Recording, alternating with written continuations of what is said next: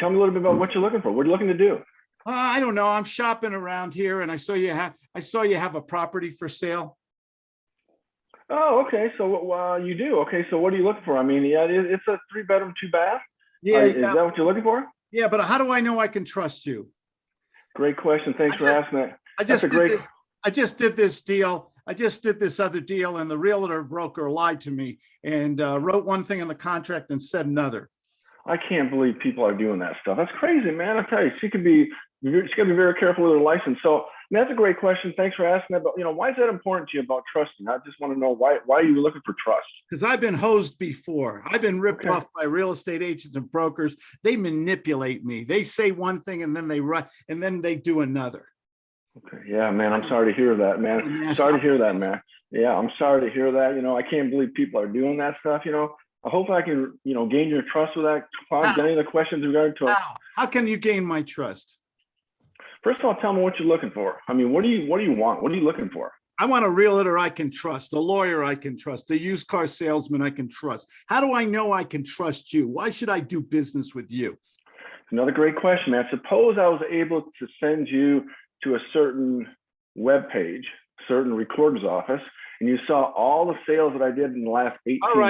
All right, give it to me. You got a pencil? You ready to go? Yeah, right. Okay. Okay, so it's X, Y. Okay, so Okay, I'll check it out. I'll see you later. what you're gonna go right now? Is that it? Yep. Bye-bye. So what if you check that out? It's over. Well, what if you check that out? What would happen after 4:30 if I called you back? Too late. I left you already. Golly. Okay. Is Claudia there? Maybe you can get a bear hug from Claudia. What do you think? Okay. You only have how much real time do you have when you get I'm playing nasty prospects today. Today's right. Nasty salesman or prospect day. Okay. You only have seconds. Right. Turn a question into Steve. Go ahead. You be nasty to me now. Why are you calling me? I mean, you're the 10th person that's called me. Why are you doing it, man? I don't know. Are you 1, 2, 3, 4, 5, 6, 7? Yeah, but I get all these type of real estate people calling me, and they just want to buy my property. They want to lowball me. I'm sick of it. I've had enough of it, man. It's over. Why are you different? What am I calling you? You don't have a property for sale, do you? Well, I might, but are you a buyer? Yeah, I'm always looking for a property. You don't have a home. You're the owner? Well, last time I checked, yes. Okay. And you want to sell it today? Can you actually give me cash today, or do I have to wait maybe another 2-3 weeks? Did I say no? Suppose I could buy it today. What would you say to me next? Let's talk. I'm open. Let me hear. What do you got to say? Okay, off the roll. Right. Yeah. What did I just do? You play a really good nasty prospect, by the way. I've had a couple of them lately. Okay. So sometimes I'll play the dummy or the confused. I don't know. I got your number here or something like. You have a property for sale. You want cash today? Imagine. Let's pretend I could give you that cash today, even if you can't. What happens when you give them that imaginary sequence? Yeah. You calm them down a little bit, because people just want to be calmed down. Try to figure out, do we have anything here? I mean, and I think a lot of times what I've learned is I can't be so emotional. I want them to be emotional. I want them to basically do all the talking, if I can, at least 75% of it. A lot of times I get so passionate, emotional. It's like, no, Steve, slow down. I want them to start talking more, and so you got to be away. You got to play the role. I've learned, you just got to listen and play the role. Yeah. This kind of what we just did, this kind of goes into one of my favorite strategies. It's called the Godfather close. You've got somebody who, like Steve just did, and he throws this, well, I want to sell this house fast. I want cash. Can you do all these things? And what's the Godfather? What's that famous scene in The Godfather? Make them an offer.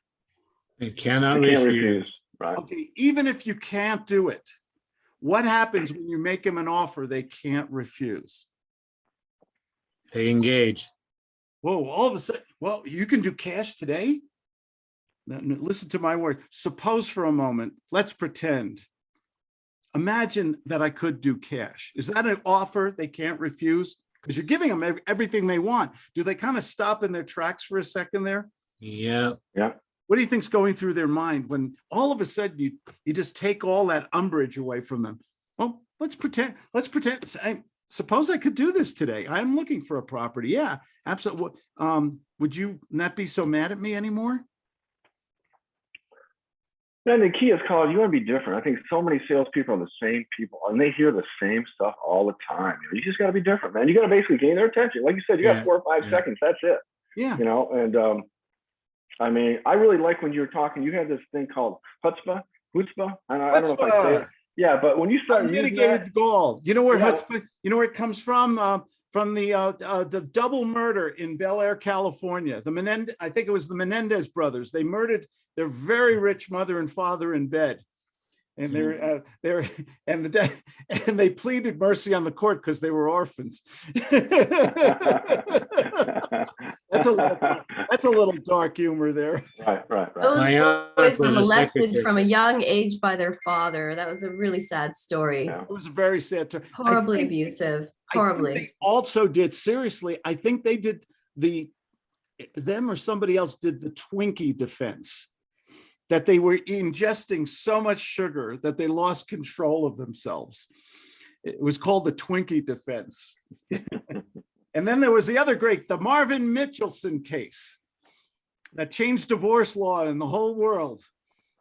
That said, if you live with somebody long enough, they're entitled to spousal community property. Remember that? Yeah. Lee Marvin, remember Lee Marvin, the famous actor? Yeah. Yeah, he lived with that woman for Michelle Triola. God, I'm remembering, the brain cells working back here today.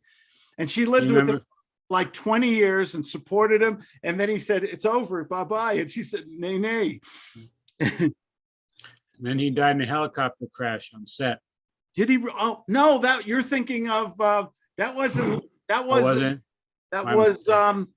oh God. The guy from Combat. Yes. Thank you, Dave. Can't remember his name either right at the moment. I don't remember. Oscar. Vic Morrow. That's right. You're right.